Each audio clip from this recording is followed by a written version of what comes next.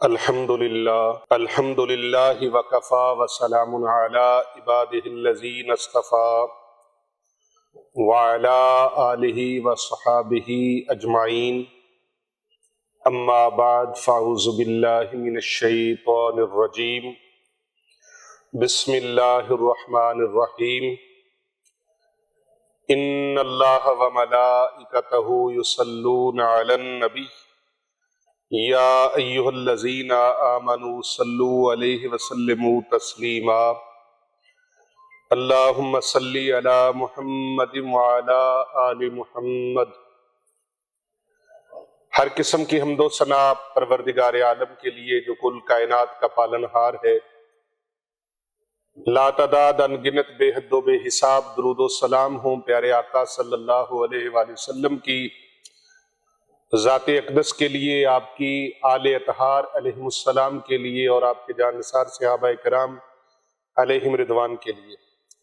اللہ تعالیٰ کی لا تعداد انگنت رحمتیں اللہ تعالیٰ کے نیک بندوں پر آمین ثم آمین۔ انتہائی معزز و محترم عزیزان گرامی اور پیارے آقا صلی اللہ علیہ وآلہ وسلم کے پیاری پیاری امت کو میری طرف سے السلام علیکم ورحمۃ اللہ وبرکاتہ۔ رمضان کریم کا بہت ہی بابرکت، پرنور، عظیم الشان، نیکیوں کا موسم بہار والا مہینہ ہے۔ ایک ایک گھڑی، ایک ایک پل، ایک ایک ساتھ، ایک ایک لمحہ، ایک ایک منٹ اس کا بہت ہی قیمتی ہے۔ اس کے شب و روز قیمتی ہیں، ایک ایک پل قیمتی ہے، ایک ایک گھڑی قیمتی ہے۔ ان قیمتی ایام میں کوئی ایک لفظ اللہ سبحانہ و تعالیٰ کے پاک کلام قرآن مجید فرقان حمید کا پڑھ لینا، باقی دنوں میں ایک حرف پڑھنے کا ثواب وہ 10 نیکیاں ہیں، اور ماہ رمضان کریم میں ایک نیکی کا ثواب 700 گنا تک بڑھا دیا جاتا ہے۔ تو آپ باقی 11 مہینوں میں 10 نیکیاں ہیں، تو اس مہینے میں 700 کو 10 سے ضرب دیں تو وہ 7000 بنتا ہے۔ تو ایک حرف پڑھنے کا 7000 کے برابر کم و بیش ثواب ہے۔ تو باقی آپ حساب لگا لیں کہ الف لام میم، پیارے نبی صلی اللہ علیہ وآلہ وسلم نے فرمایا پڑھنے سے 30 نیکیاں ملتی ہیں، تو یہاں یہ 3 حروف کو الف لام میم الگ الگ کر کے بتایا گیا۔ تو اب آپ دیکھیے کہ کتنی نیکیاں اللہ تبارک و تعالیٰ قرآن کریم کی تلاوت سے، اللہ تعالیٰ کے مبارک اسماء کے ذکر کرنے کی برکت سے، اور دیگر اذکار کرنے کی برکت سے اللہ تعالیٰ کتنا ثواب عطا فرمائے گا۔ اور دین کا ایک مسئلہ سیکھ لینا، اللہ سبحانہ و تعالیٰ کی طرف سے دین سیکھنے والوں کے لیے یہ خاص انعام ہے کہ ایک مسئلہ سیکھ لینا 1000 نفل پڑھنے سے بھی اللہ زیادہ ثواب عطا فرماتا ہے۔ رمضان کریم کے اندر دین سیکھنا اور سکھانا پہلے ہی بہت بڑا درجہ ہے۔ خیرکم من تعلم القرآن وعلمہ، تم میں سے بہترین انسان وہ ہے جو قرآن سیکھتا ہے اور قرآن سکھاتا ہے، اور جس کے ساتھ اللہ بھلائی کا ارادہ فرما لے اسے اپنے دین کی سمجھ عطا فرما دیتا ہے۔ تو عبادات کا ثواب بعد میں ہے، پہلے ان مسائل کو سمجھنا اور سیکھنا ضروری ہے۔ اور اگر علم نہیں ہے، سیکھا نہیں ہے، سمجھا نہیں ہے، تو کسی بھی چیز کا کوئی فائدہ نہیں ہے، اس کو سیکھنا بھی چاہیے۔ تو آج کتنی سہولت ہے کہ آپ اپنا موبائل لے کر اس کے اوپر بجائے اس کے کہ فضول، فحش اور اخلاق سے گری ہوئی ویڈیوز دیکھیں، اور اس کے اوپر اخلاق سے گرے ہوئے اور قسم کی فحاشی لٹریچر دیکھیں، فحش لٹریچر دیکھیں، تو آپ دین سیکھیں۔ اپنے موبائل کو بھی قیمتی بنا لیں، اپنے وقت کو بھی قیمتی بنا لیں، فرصت کے لمحات کو نایاب بنا لیں۔ تو آئیے اسی سلسلے کی ایک کڑی ہے کہ آج رمضان کریم کے مبارک لمحات میں آؤ نماز تہجد پڑھنا سیکھیں، نماز تہجد کے مسائل اور اس کے فضائل سیکھیں، نماز تہجد کی اہمیت وہ سیکھیں، اور پتہ چلے کہ کیا نماز تہجد پڑھنے کے لیے سونا شرط ہے، سونا ضروری ہے یا نہیں۔ اسی طرح کتنی رکعتیں نماز تہجد کی پڑھنی چاہیے، 4، 8، 12، 16 یا 20 رکعت۔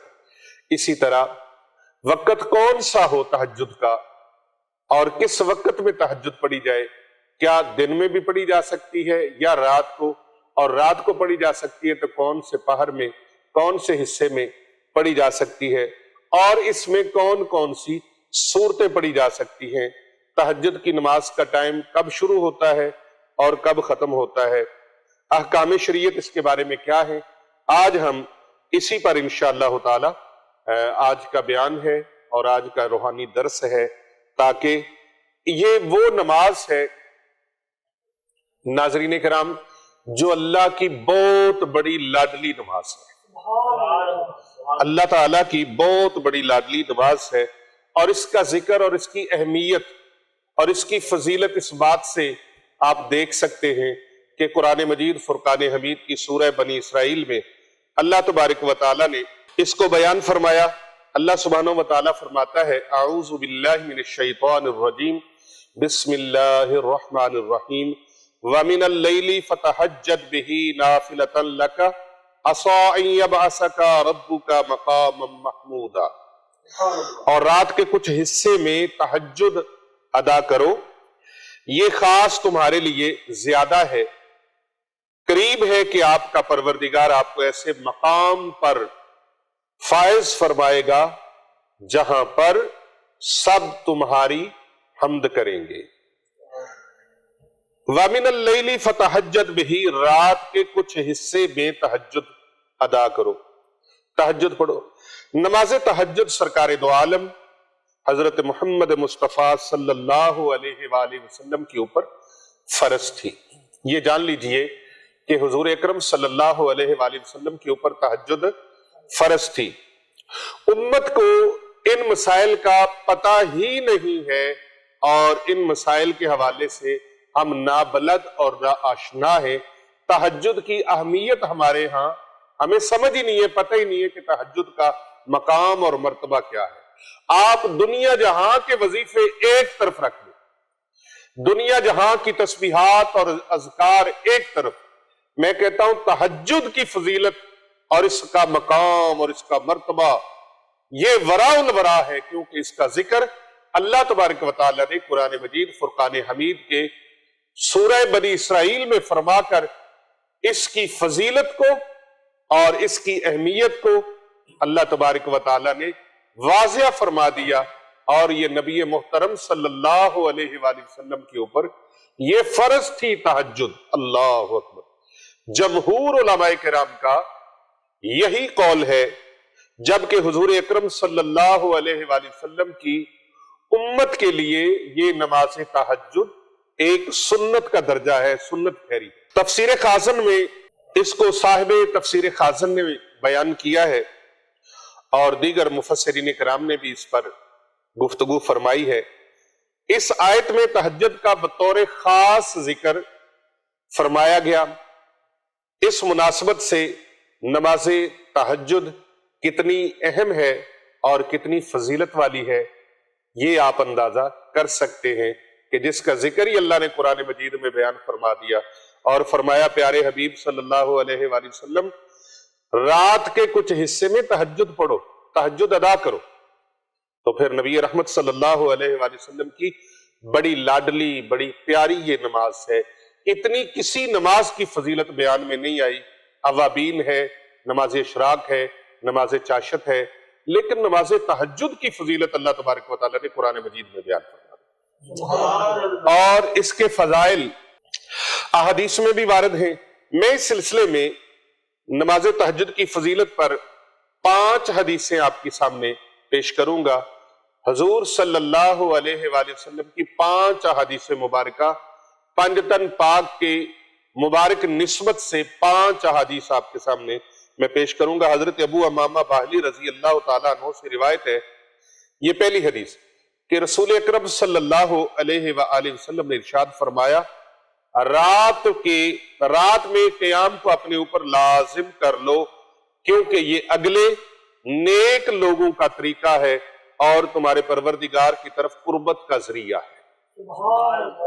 رسول اکرم صلی اللہ علیہ وآلہ وسلم فرما رہے ہیں کہ اگلے نیک لوگوں کا یہ طریقہ ہے اور اللہ کے ساتھ قربت کا یہ ایک ذریعہ ہے، اور گناہوں کو مٹانے والی ہے اور گناہوں سے روکنے والی ہے۔ کیا؟ یہ نماز، یہ رات کا قیام، یہ گناہوں کو مٹانے والا ہے، گناہوں کو روکنے والا ہے، اور یہ تمہارے لیے پروردگار کی طرف قربت کا ایک اہم ذریعہ ہے۔ اسے ترمذی شریف کے اندر نقل کیا گیا۔ دوسری حدیث مبارکہ، اس میں راوی ہیں حضرت اسماء رضی اللہ تعالی عنہا۔ حضور اقدس صلی اللہ علیہ وآلہ وسلم نے ارشاد فرمایا قیامت کے روز لوگ ایک میدان میں جمع کیے جائیں گے، اس وقت پھر منادی ندا کرے گا کہاں ہے وہ جن کی کروٹیں خواب گاہوں سے جدا ہوتی تھیں، وہ لوگ کدھر ہیں؟ جو رات کو نیند قربان کر دیتے تھے، خواب گاہوں سے ان کی کروٹیں الگ ہو جاتی تھی، وہ لوگ کدھر ہیں؟ وہ لوگ کھڑے ہو جائیں گے اور تھوڑے ہوں گے یہ لوگ۔ پیارے آقا صلی اللہ علیہ وآلہ وسلم نے فرمایا لوگ تھوڑے ہوں گے، یہ جنت میں بغیر حساب کے اللہ پاک ان کو داخل فرما دے گا، بغیر حساب کے داخل ہو جائیں گے اور تھوڑے ہوں گے، اور ان لوگوں کے لیے حساب نہیں ہوگا، بغیر حساب کے جنت میں داخل، باقی لوگوں کے لیے حساب ہوگا۔ اور پھر تیسری حدیث پاک اس پہ سنیے، تہجد کی فضیلت اور رات کا قیام۔ حضرت عبداللہ بن عمرو رضی اللہ تعالی عنہما سے روایت ہے کہ رسول پاک صلی اللہ علیہ وآلہ وسلم نے ارشاد فرمایا جنت میں ایک بالا خانہ ہے، وہ باہر سے اندر کا نظر آتا ہے اور اندر سے باہر نظر آتا ہے، یعنی اتنا خوبصورت ہے کہ باہر سے آپ اسے اندر کو دیکھ سکتے ہیں اور اندر سے باہر دیکھ سکتے ہیں، اتنا عالی شان ہے۔ حضرت ابو مالک عشری رضی اللہ تعالی عنہ نے عرض کیا یا رسول اللہ صلی اللہ علیہ وسلم فدا کا ابی و امی، سونیا ہمارے ماں باپ آپ پر قربان جائے، یہ کس کے لیے ہے بالا خانہ؟ جو جنت کے اندر بالا خانہ ہے، جنت تو ساری بڑی عالی شان ہے، ایک ہی سونے کی ہے، چاندی کی ہے، کستوری کا گارا ہے، اور جواہرات، ہیرے موتی، لال یاقوت مرجان کے فرش لگے ہوئے ہیں، اتنی عظیم الشان جنت ہے، دودھ اور شہد کی نہریں ہیں۔ یا رسول اللہ اس کے اندر بھی بالا خانہ، اور وہ بالا خانہ کن کے لیے ہے؟ اللہ اکبر۔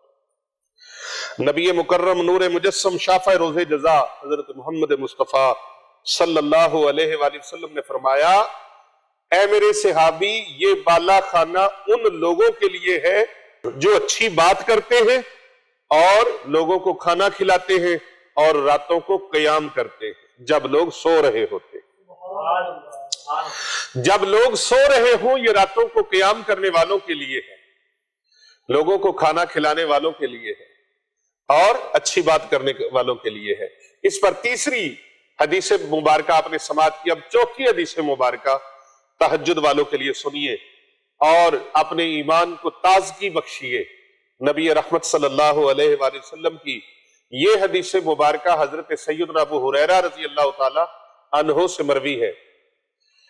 آپ روایت فرماتے ہیں کہ رسول اللہ صلی اللہ علیہ وآلہ وسلم نے فرمایا جو شخص رات میں بیدار ہوا اور اپنے اہل خانہ کو جگائے، رات کو بیدار ہو اور اپنے اہل خانہ کو جگائے، پھر دونوں دو رکعت پڑھے تو کثرت سے یاد کرنے والوں میں لکھے جائیں گے۔ اسی طرح پانچویں حدیث پاک سنیے، حضرت سیدنا ابو ہریرہ رضی اللہ تعالیٰ عنہ فرماتے ہیں میں نے عرض کی یا رسول اللہ صلی اللہ علیہ وآلہ وسلم مجھے کوئی ایسا کام ارشاد فرمائے جسے میں اختیار کروں تو جنت میں داخل ہو جاؤں۔ یہ جنت کا سرٹیفکیٹ، جنت کی سند، جنت کا پروانہ ہے، کیا؟ رات کا قیام، تہجد۔ حضرت ابو ہریرہ رضی اللہ تعالی عنہ نے جب عرض کیا تو پیارے آقا صلی اللہ علیہ وآلہ وسلم نے ارشاد فرمایا اے ابو ہریرہ سلام کو عام کرو۔ آج کل بہت سارے فیشن والے لوگ ہو گئے، کسی کو سلام بھی نہیں بلاتے۔ سلام کو عام کرو، جو ملے السلام علیکم ورحمۃ اللہ وبرکاتہ۔ مسلمان بہن بھائیوں کو سلام کہا کرو، سلام سے بات کا آغاز کیا کرو اور سلام کو عام کرو۔ صحابہ اکرام علیہم رضوان آپس میں ایک دوسرے کو جب ملتے تو السلام علیکم ورحمۃ اللہ وبرکاتہ، اور یہاں تک کہ کوئی اس پلر سے ایسے ہو کے ادھر سے ملے پھر ہی ادھر سے اوپر سے ہو کے ایک دوسرے کو ملے تو پھر السلام علیکم ورحمۃ اللہ وبرکاتہ۔ اپنی نیکیوں میں اضافہ بھی کریں اور پیارے آقا صلی اللہ علیہ وآلہ وسلم کی شفاعت کے حقدار بھی بن جائیں۔ اور حضور اکرم صلی اللہ علیہ وآلہ وسلم نے فرمایا اے میرے ابو ہریرہ سلام کو عام کرو، کھانا کھلاؤ، رشتہ داروں سے نیک سلوک کرو، رات میں نماز پڑھو جب لوگ سو رہے ہوں، تو پھر تم سلامتی کے ساتھ جنت میں داخل ہو جاؤ گے۔ سلامتی کے ساتھ جنت میں داخل ہو جاؤ گے۔ یہ میں نے 5 حدیث مبارکہ آپ کی خدمت میں پیش کی۔ آپ نے 5 حدیث مبارکہ سننے کا شرف حاصل کر لیا ہے۔ رسول اکرم صلی اللہ علیہ وآلہ وسلم کا فرمانے علی شان میں نے سنا کر شرف حاصل کیا، آپ نے سن کر یہ مقام اور شرف حاصل کیا۔ آئیے اب نماز تہجد کے متعلق چند شرعی مسائل جو ہیں وہ یاد کر لیں۔ آپ نے فضیلت تو سن لی تہجد کی، تہجد کی فضیلت کیا ہے قرآن اور حدیث سے آپ نے سماعت کر لی۔ اب اس کے متعلق کچھ مسائل سن لیجئے۔ صلاۃ اللیل کی ایک قسم تہجد ہے، یہ رات کا قیام، صلاۃ اللیل رات کا قیام، رات کی نماز، صلاۃ اللیل رات کی نماز، یہ تہجد ہے۔ عشاء کی نماز کے بعد رات میں جب سو کر اٹھے اور نوافل پڑھے تو سونے سے پہلے جو کچھ پڑھے وہ تہجد نہیں ہے، جب سو کر اٹھیں گے تو یہ نماز تہجد ہے۔ اچھا ایک اور یاد رکھے بات، تہجد نفل کا نام ہے۔ اگر کوئی عشاء کے بعد سو گیا، عشاء کے بعد سو گیا پھر اٹھ کر قضا نماز پڑھی، قضا نماز پڑھی تو اس کو تہجد نہیں کہیں گے۔ اگر کسی نے اپنی زندگی کی قضا نمازیں پڑھنی شروع کر دی تو اس کا تعلق تہجد کے ساتھ نہیں ہے۔ آپ نے عشاء کی نماز پڑھ کے سو گئے، اب جب رات کو اٹھے، آپ 12 بجے اٹھے، 1 بجے اٹھے، 2 بجے اٹھے، 3 بجے اٹھے، اذان فجر سے پہلے پہلے، اذان فجر کا وقت ہونے سے پہلے پہلے یہ تہجد کا ٹائم ہے، آپ کے سونے سے لے کر وہ شروع ہو گیا۔ آپ سو کر اٹھے، اگرچہ آپ 11 بجے اٹھ گئے، 10 بجے اٹھ گئے، 12 بجے اٹھ گئے، آپ کے لیے تہجد ہے۔ لیکن اگر آپ کوئی قضا نماز پڑھ رہے ہیں تو وہ تہجد میں شمار نہیں ہوگی۔ اور عشاء کی نماز پڑھنے سے پہلے بھی تہجد کا ٹائم نہیں ہوگا، تہجد کا ٹائم پہلے آپ نے اپنی فرض نماز عشاء پڑھنی ہے، پھر اس کے بعد آپ سو گئے، اب آپ کی جب اٹھیں گے تو نماز تہجد کا ٹائم شروع ہو جائے گا اور طلوع صادق تک، طلوع فجر تک وہ تہجد کا وقت رہے گا۔ یعنی اذان سے پہلے پہلے شہر میں کسی طرف سے بھی اذان کا وقت ہو گیا، اذان فجر کا، تو تہجد کا وقت بھی ختم ہو گیا۔ احتیاط ہے ویسے کہ 10-15 منٹ آپ اذان سے پہلے پہلے تہجد کی نماز ادا کر لیں، تاکہ جو نماز کا وقت ہے جنتریوں میں موجود ہے، لکھا ہوا ہے، تو اس وقت سے پہلے پہلے جب طلوع فجر کا وقت شروع ہو جاتا ہے، جس طرح سحری کا وقت ختم ہو گیا، اب کئی لوگ اس طرح کرتے ہیں کہ سحری کھاتے ہوئے وہ کہتے ہیں ابھی اذان ہو رہی ہے نا تو اذان ہوتے ہوتے کھا لو۔ بھئی اذان نماز کے لیے ہو رہی ہے۔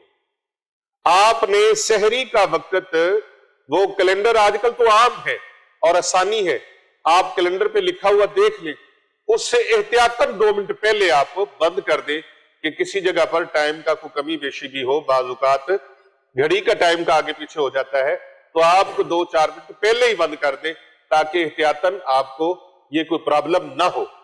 اسی طرح اگر فجر کا وقت شروع ہو گیا، اذان شروع ہوگی، شہر میں کسی ایک جگہ پر اذان شروع ہو گئی تو آپ کا سحری کا وقت ختم ہو گیا ہے. اب آپ نے جو سحری کھانا ہے وہ اگر سحری کھائی تو آپ بے شک پوری اذان میں کھاتے رہے، آپ کا روزہ پھر نہیں ہوگا. سارا دن آپ بھوکے رہے، پیاسے رہے، لیکن آپ کا روزہ نہیں ہے، اس لیے کہ آپ نے روزہ خود ہی افطار کر لیا ہے. جب روزے کا ٹائم ختم ہو گیا، اذان کا تعلق روزے کو بند کرنا نہیں ہے، اذان کا تعلق نماز کا دروازہ کھولنا ہے. اس نے نماز کی ٹائمنگ کو کھول دیا ہے کہ اب فجر کی اذان کا وقت ہو چکا ہے. اسی طرح اذان فجر سے پہلے پہلے آپ کی تہجد کا وقت ہے، آپ اپنی نماز تہجد ادا کر لیں. کم سے کم کتنی رکعت ہونی چاہیے اور زیادہ سے زیادہ کتنی ہونی چاہیے؟ کیا 2 ہوں، 4 ہوں، 8 ہوں، 12 ہوں، 16 ہوں، 20 ہوں؟ یہ سوال ہے. تو بھائی نماز تہجد آپ نے سنت مطابق پڑھنی ہے تو پھر 8. نبی اکرم صلی اللہ علیہ وآلہ وسلم کا جو معمول تھا وہ 8 رکعت تھی، 8 تک ثابت ہے. کم از کم آپ 2 رکعت پڑھیں، کم از کم. لیکن پوری سنت طریقے کے مطابق آپ نے تہجد پڑھنی تو پھر 8 رکعتیں، لیکن 2 کر کے پڑھیں.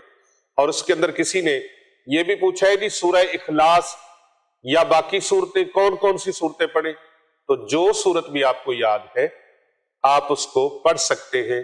مثال کے طور پر آپ کو سورہ بقرہ یاد ہے، آپ سورہ بقرہ پڑھ لیں.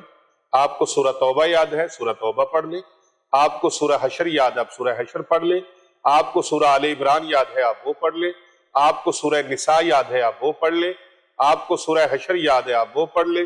سورہ مزمل یاد ہے، 114 صورتیں قرآن پاک. آپ کوئی بھی صورت پڑھنا چاہتے ہیں تو تہجد میں آپ کو ممانت نہیں ہے. لیکن اگر آپ سورہ اخلاص پڑھنا چاہتے ہیں تو آپ سورۃ اخلاص پڑھ لیں. آپ نے سورۃ اخلاص 8 بار پڑھنی ہے، 9 بار پڑھنی ہے یا زیادہ بار پڑھنی ہے تو آپ زیادہ بار بھی پڑھ سکتے ہیں. اور کم از کم آپ 1 بار پڑھنا چاہتے ہیں تو 1 مرتبہ بھی پڑھ سکتے ہیں. کوئی اس کا حکم نہیں ہے کہ آپ نے، فرض نہیں ہے کہ آپ نے ہر رکعت کے اندر اتنی مرتبہ سورۃ اخلاص پڑھنی ہے یا کون سی سورت آپ نے پڑھنی ہے، یہ کوئی فرض نہیں ہے. تو کم از کم تہجد کی 2 رکعتیں، اور اگر پیارے آقا صلی اللہ علیہ وآلہ وسلم کی ادائے مبارکہ پر عمل کرنا ہے تو پھر 8 رکعتیں، لیکن 2 کر کے آپ نے 8 نفل پڑھنے ہیں. یہ نبی کریم صلی اللہ علیہ وآلہ وسلم سے 8 ثابت ہیں اور 3 وطر. یہ ٹوٹل رکعتیں کتنی بن گئی؟ 11. اچھا، اب اگر کسی نے نماز عشاء پڑھی اور وطر اس نے سوچا کہ میں تہجد کے ساتھ پڑھ لوں گا تو پہلے تہجد پڑھے گا، پھر آخر میں 3 رکعتیں وطر کی پڑھ لے گا. اور اگر وہ عشاء کے ساتھ ہی پڑھ لے تو بھی ٹھیک ہے، جائز ہے. کیونکہ اگر کسی کو خدشہ ہو کہ پتہ نہیں تہجد پہ یار مجھے جاگ آئے یا نہ آئے تو وہ نماز عشاء کے فرض اور سنتیں ادا کرنے کے بعد وطر ادا کر لے، اور تہجد کے وقت تو اٹھے تو نماز تہجد پڑھ لے. بہتر یہ بھی ہے کہ اگر آپ پہلے تہجد پہ ماشاءاللہ قائم ہو جائیں، اور جب قائم ہو جائے تو پھر تھوڑی کوشش کریں، روٹین بنائیں کہ تہجد کے ساتھ جو ہے آپ وہ وطر پڑھ لیں. پیارے آقا صلی اللہ علیہ وآلہ وسلم کی اس سنت پر بھی عمل ہو جائے. اب جو شخص تہجد کا عادی ہو اور بلا عذر، بغیر شرعی عذر کے تہجد چھوڑ دے، یہ مکروہ ہے. صحیح بخاری شریف کی حدیث مبارکہ ہے، حضور پر نور شافع یوم النشور حضرت محمد مصطفیٰ صلی اللہ علیہ وآلہ وسلم نے حضرت عبداللہ بن عمرو رضی اللہ تعالی عنہما سے ارشاد فرمایا، اے عبداللہ رضی اللہ تعالی عنہ، تو فلاں بندے کی طرح نہ ہو جانا کہ وہ راتوں کو اٹھا کرتا تھا پھر اس نے چھوڑ دیا. مثال دی نبی کریم صلی اللہ علیہ وآلہ وسلم. اللہ اکبر. عسیٰ ان یبعثک ربک مقاما محمودا، قریب ہے کہ آپ کا رب آپ کو ایسے مقام پر فائز فرمائے جہاں سب تمہاری حمد کریں. اللہ اکبر. مقام محمود کیا چیز ہے؟ نبی اکرم صلی اللہ علیہ وآلہ وسلم سے کسی نے عرض کیا کہ آیت میں مقام محمود کا جو ذکر ہے، اور مقام محمود مقام شفاعت ہے کہ اس میں اولین و آخرین حضور پر نور صلی اللہ علیہ وآلہ وسلم کی حمد کریں گے، جیسا کہ حضرت ابو ہریرہ رضی اللہ عنہ نے روایت کی کہ یا رسول اللہ، مقام محمود کیا چیز ہے؟ میرے اور آپ کے پیارے آقا صلی اللہ علیہ وآلہ وسلم نے فرمایا مقام محمود مقام شفاعت ہے۔ اعلیٰ حضرت عظیم البرکت مجدد دین و ملت شاہ امام احمد رضا خان قادری کندھاری افغانی محدث بریلی رحمت اللہ تعالی علیہ، آپ نے فتاوی رضویہ شریف میں ایک مقام پر اس آیت اور مختلف کتابوں سے روایت کردہ آپ نے ایک بیان ذکر کیا ہے۔ فرماتے ہیں شفاعت کی حدیثیں جو ہیں خود متواتر و مشہور اور صحاح وغیرہ میں مروی اور مستور ہیں۔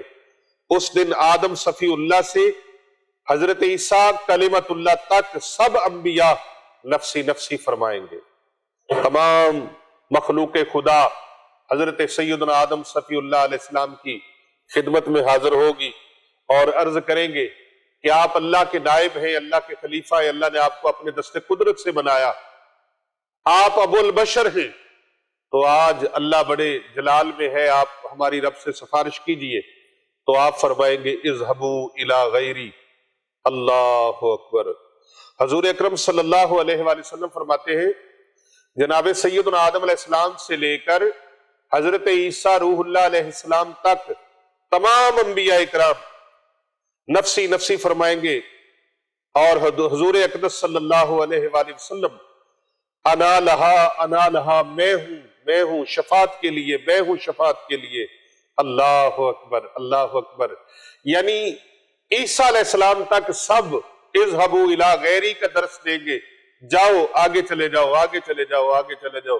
اور جب لوگ سارے مل کے حضرت عیسیٰ علیہ السلام کے پاس حاضر ہوں گے تو وہ فرمائیں گے آئیے، میں ایک دروازہ جانتا ہوں جہاں پر ہمیں آگے نہیں بھیجا جائے گا۔ اللہ اکبر۔ وہ دروازہ حضرت محمد مصطفیٰ صلی اللہ علیہ وآلہ وسلم کا ہوگا، آپ کی بارگاہ ہوگی، آپ اس دن فرما رہے ہوں گے انا لہا، میں ہوں نا بھائی۔ اللہ اکبر۔ انبیاء و مرسلین ملائکہ مقربین سب ساکت ہوں گے، اور وہ متکلم سب سر بگریباں، وہ ساجد و قائم سب محل خوف میں، وہ امن و ناہم یعنی خود امن میں اور امت کے امن کی خواہش مند ہوں گے، سب اپنی فکر میں ہوں گے اور انہیں امت کی فکر ہوگی۔ اللہ اکبر۔ ان کا رب ان کو فرمائے گا محبوب مانگیے جو ملتا ہے، محبوب سجدے میں اپنا سر انور رکھ دیں گے۔ کسی شاعر نے اس کا نقشہ اس طرح کھینچا ہے، وہ سما کیسا ذیشان ہوگا جب خدا مصطفیٰ سے کہے گا اب تو سجدے سے سر کو اٹھاؤ، آپ کی ساری امت بری ہے۔